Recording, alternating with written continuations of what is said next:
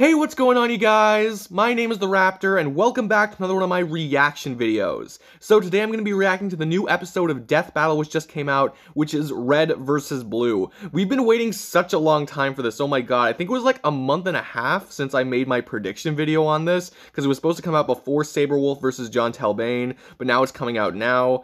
So yeah, it's definitely been a while since we knew about this fight happening. And honestly, I haven't been super hyped for this fight, honestly, just because I'm not that familiar with Red versus Blue, so I'm sure I'll enjoy this episode. I'm sure I'll learn a good number of things about this, and maybe I'll even, gain a better appreciation for Red versus Blue. But I'm not, I'm just not ridiculously hyped for it. I'm still excited because it's a death battle, but I just don't know the characters that well, so, that's just kind of an inevitability, But in terms of which team I think is going to win, I think in my prediction I went for the blue team.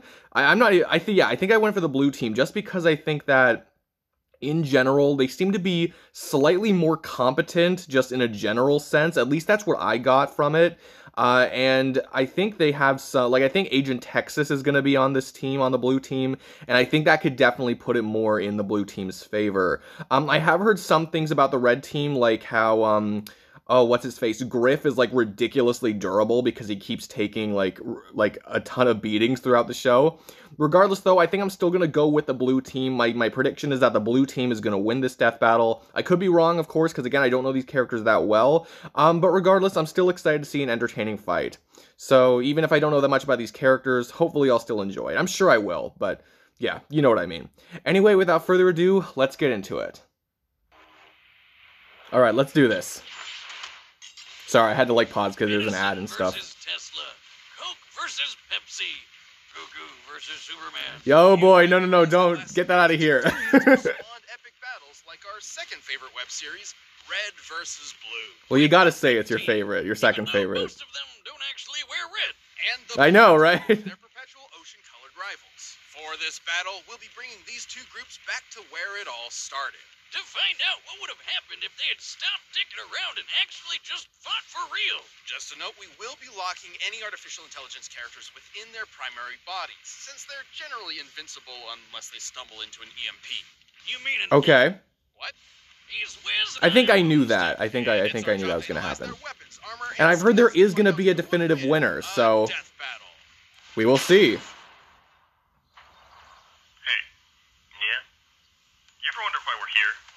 Not long from now, in a galaxy theoretically exactly where we are, humanity Okay. goes to war with an alien covenant. So the United Nations Space Command came up with a ton of plans to win, and one of those was called Project Freelancer. Right, yeah. I remember that from Meta versus Carolina. In order to fabricate scenarios to train these highly advanced warriors, Freelancer opted for a unique approach. Dumping a bunch of losers in a box canyon and telling them they're at war with each other. Enter the red I team. see, okay. Dexter Griff, Franklin Delano Donut, Lopez the Heavy, and their leader, Super Colonel Sarge. Okay, I think I know all their names. You know how they say prejudice is taught, not born? Well, they haven't met Super Colonel Sarge, who I bet was screaming how much he hates Blue the second he popped into the world. Really? But if it was fabricated, why would he be doing that back then? Once in orbital, I've heard Red vs. Blue is really funny. I just haven't watched it. Developing a fear of heights, only to be picked up by Project Freelancer to achieve his dream. Lead the glorious Reds against the dirty Blues. Ah, man, he's great. He seems like the kind of guy you can... Wasn't he Boomstick's father? Sure. Didn't we figure this out, in Meta versus Carolina? Hey, he's good enough to keep dorks like Griff and Simmons around for 17 seasons, and those two spend a lot of time together. Right, yeah. Complicated relationship, though you may be surprised at their capabilities.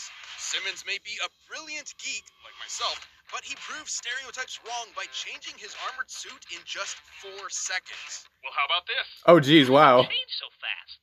I've always been a fast changer. Mjolnir armor is designed Yeah, but that's ridiculous. Considerable few minutes. This would imply Simmons is 90 times faster than the average super soldier. He's also really? Everyone forgets that these days. That is crazy. When you have gag jokes like that and try to take it seriously. He's my favorite. He's also also been hit in the nuts more times than I can count. Yeah, exactly. Ow! He takes so much punishment. Some balls of steel right Again, there. based on what I've heard and There's researched. Donut. I still don't know everything, of course. Joy. He's clearly identifiable by his lightish red armor. Where's your eyes going? Oh, is this Donut? Magenta. Donut has shown Yeah. incredible tenacity. He was once shot through the chest, causing his armor to lock up, and was left bleeding out on the ground for over a year, but he got better. And he's got A the best year? throwing arm around. He How does threw a that? grenade. Okay, I see how this show works. And Jesus, what is that? Last of all is the team robot who hates everyone. Someone did he like throw that or something? And there's Lopez. Yep, the robot. No matter how many times they rebuild him, they can never figure out how to fix that language setting. Oh well. The Reds carry a standard Spartan assortment of magnums, battle rifles, and SMGs. But if I Okay. had to pick one weapon of the bunch, I'd have to go with Sarge's trusty shotgun. Seriously? The weapon with the shortest range? Wiz, how long have we known each other? Have you never looked at my leg before? He's the weapons An expert. effective range of 45 meters is almost the length of an Olympic swimming pool. Watch your back, Michael Phelps. I know how to beat you now. Of course, we can't forget their hallmark vehicle, the Warthog. You mean the Puma? AKA Chupa Thingy. This 3-ton supercar tops out at 78 miles per hour and is Okay. heavily armored. Well, it's supposed to be. Somehow the Reds always find new ways to break the thing. Lucky that Sarge is a good mechanic. And you Jeez, know it what was they weird to say, like read all the Will? sidebar stuff. It's hard to Mechanics remember make all this stuff. good fathers. But what I find most baffling is that for some reason, these low-life dimwits have been given the most state-of-the-art Space Marine armor in the galaxy. Right. Oh yeah, the Mark 6 Mjolnir suit. Mjolnir. Mjolnir. Gesundheit. Titanium Come on, you've plate, analyzed energy Thor shields, twice now. You should know how to hydrostatic pronounce gel, it. Liquid metal crystal. These babies can take one hell of a beating. Apparently strong enough to withstand the blast of a 50-megaton bomb. 50 When a megatons? bomb goes off that's so big, you think it sent you to the future. Good times. But when push came to But shove, does this apply to the Blues too, though? One of the deadliest warriors in the galaxy. I'm not sure. the Meta. Despite all logic and reason, the two pillars I hold most dear, I am forced to admit these morons have proven to be a mind-bogglingly impressive team. I'm not. Well, of course, they'd have to be, you know, even with their incompetence, in order to go through all that time. What you gotta do, Private Griff? I'll go get my car keys. All right then. Let's move. All right, now for the Blues. The blues. They're not just a great way to sing out all those complicated, messed up feelings you keep down about being fatherless. They're the second Jesus. half of this epic. But, you know, You're gonna keep blues talking would be about this. perfect for this team. They've been through a lot. Maybe true. Unlike the Reds, they've suffered numerous casualties and are constantly plagued by Project Freelancer's experiments. You know Yeah. how they were experimenting with AI? They could only get one, an alpha based on the project's director. Shit went down and they had to hide the alpha where nobody would ever find it. Apparently, this box canyon in the middle of nowhere seemed the perfect fit. This is Blue Team. Leonard Church, Lavernius Tucker, Agent Texas. Their names are Sheila, harder for me to who is a remember. living tank, and Caboose. After losing their original captain to a deadly allergy incident, Church reluctantly stepped up to be the Blue Team's unofficial leader. Spoiler Yeah. alert, he's the secret alpha AI. I don't know if Yeah, he's well, I did know that, yeah. He's a cranky asshole who's terrible at literally everything he does. He doesn't even know he's an AI. He thinks he's a ghost. But remember that 50-megaton bomb? Yes. Church's team all survived it too, including himself, while it was inside his own body. What? The hell? Tucker wants you to How does that think work? he's a man. However, after careful, painstaking analysis, we have determined that he has very little gain, being that his most frequent hookup is a rock. He's kind of a badass. Okay. Though. He stabbed the Meta, Shoryuken to Cyclops in the balls, and held up What the a hell? army of mercenaries. Did by not know himself. about that. He even wields a kick-ass energy sword that only works for him. But for the biggest badass of the bunch, look no further than Agent Texas. Yeah. Tex is an anomaly. She's not really a blue, but a freelancer assigned to the team through circumstance. Yet she's also not really a freelancer, but a robot duplicate hosting an artificial intelligence fragment. Right, yeah, the Tex is Alpha as a confusing. clone of the director's late wife, Allison. Yeah, Doug, guys, how'd you not see that coming from when the show started? Unfortunately, the Tex fragment is specifically based on the memory of Allison's death and the concept of failure. This means Oh. that Tex is literally literally programmed to fail. Now, this doesn't mean she can't win fights or that her team can't succeed on missions. It's more of a personal defect. It sure Okay. hasn't stopped her from kicking some serious ass. Yeah, she's still badass from what it sounds. Easily caught this giant crate and could even flip over Sheila. You know, the 66-ton tank with a mind of its own? The perfect companion for Cabooses team killing. Yeah, I wasn't sure how they were going to handle that, but I see what they're going with now. Quote everything he says. And he's really dumb. Hey, speak of the Hey, dummy! Perfect timing. As this battle will be in Blood Gulch, the usual teleportation units will be in place. The Blues have used these teleporters frequently with varying results. In you go. Okay, I'm a little worried. What could go wrong?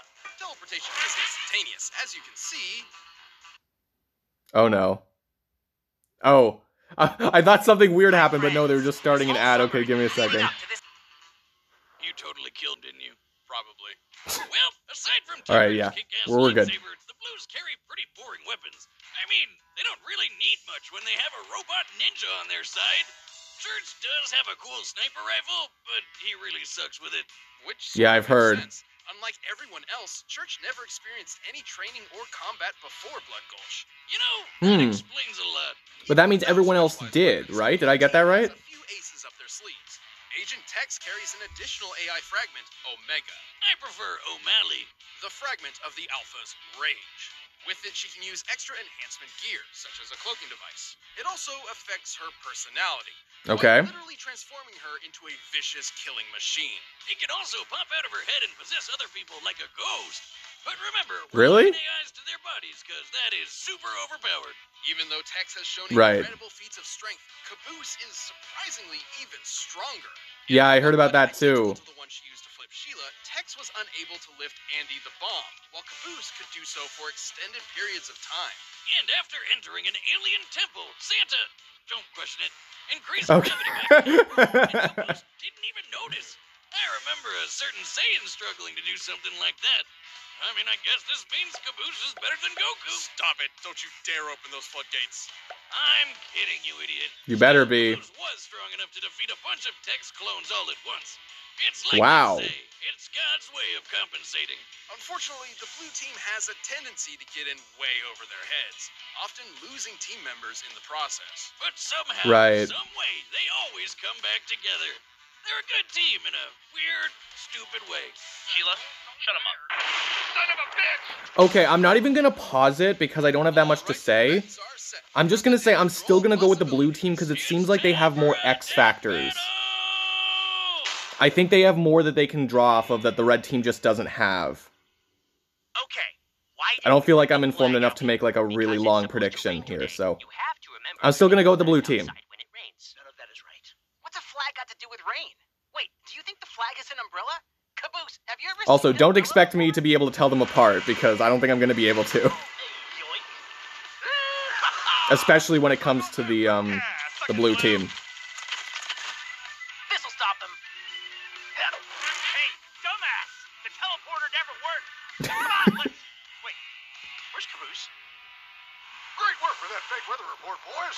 That's the kind of fake news I like. What fake weather report?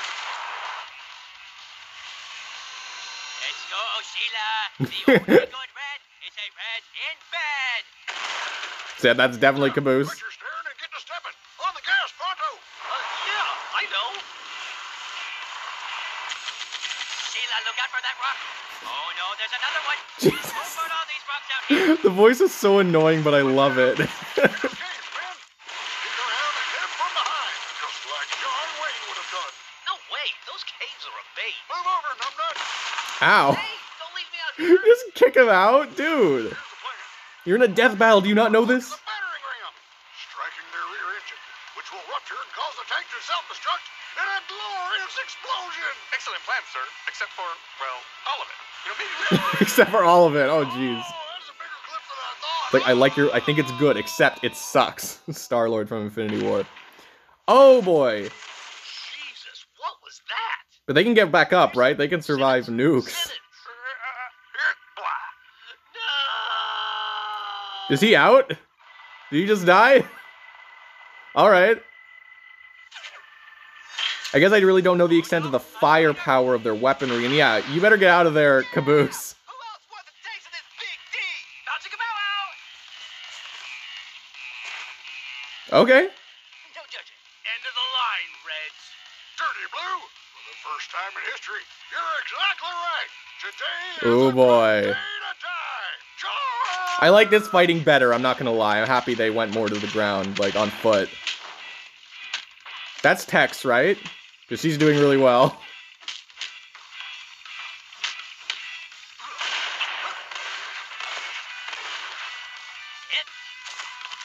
Is that Caboose? It's hard for me to tell them apart, I'm sorry guys. But I can tell Reds apart from Blues. I know that much.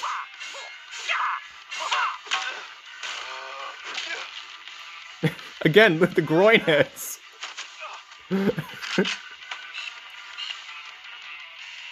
Do not shoot your own team member.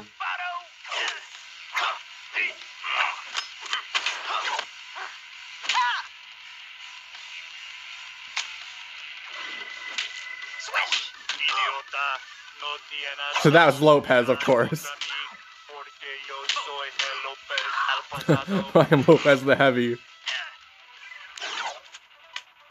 Oh!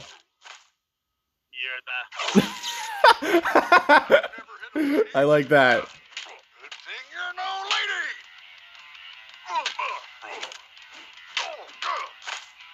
Come on, Sarge. I expect members on both teams to die. I guess, yeah, Sheila died, in a sense. Have any of the other blue team members died? And ow! Oh, God! About time. He's still alive. Kinda. Come on, dude. God damn it, this rifle is busted! Help has arrived. Caboose, no! Wait, what's going... Oh! Dude! Tucker did it. Oh, boy. They're just watching the bullet. Oh! Is everyone gonna get taken out by this? This is it. This is what it's all about. Grid. Okay.